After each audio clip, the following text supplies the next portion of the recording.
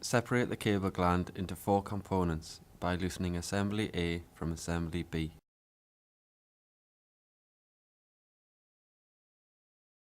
Assembly A, braid armour cone, anyway clamping ring and Assembly B. It is not necessary to dismantle the gland any further. Pass Assembly B out the seal nut first, over the cable followed by the anyway clamping ring.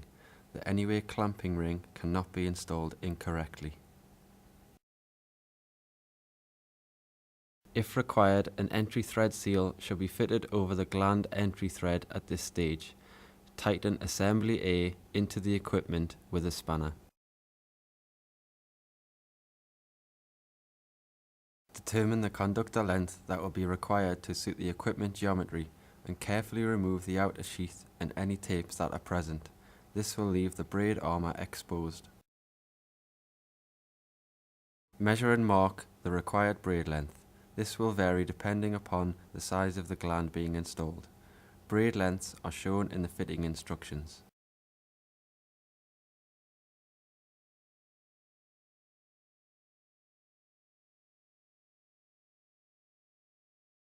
Loosen the braiding by first pulling the ends away from the inner sheath and pushing gently down the cable.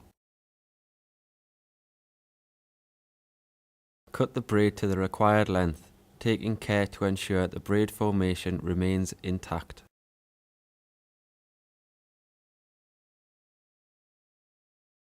Removal of the braiding will leave the cable inner sheath exposed.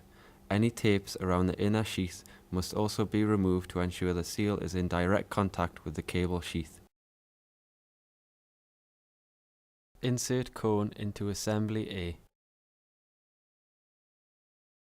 Insert the cable into Assembly A, ensuring that the armour is evenly spaced around the cone.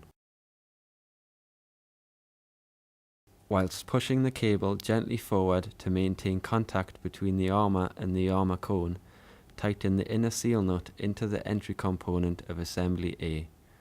Hold the entry component with a spanner and tighten the inner seal nut until the 2 components are metal to metal and cannot be tightened any further. Trim any loose strands of braid and ensure the braid armour is spread evenly around the cone. Locate the anyway sleeve onto the armour cone. Ensure the braid is in 360-degree contact with both the cone and the anyway ring. Hand tighten Assembly B onto Assembly A. Using a spanner to hold the entry component of Assembly A, tighten the body of Assembly B until metal-to-metal contact is made. Use a spanner to loosen Assembly B from Assembly A. Once disconnected, it should be possible to see the armour is securely clamped by the anyway clamping ring and the armour cone. If necessary, retrim the braid armour.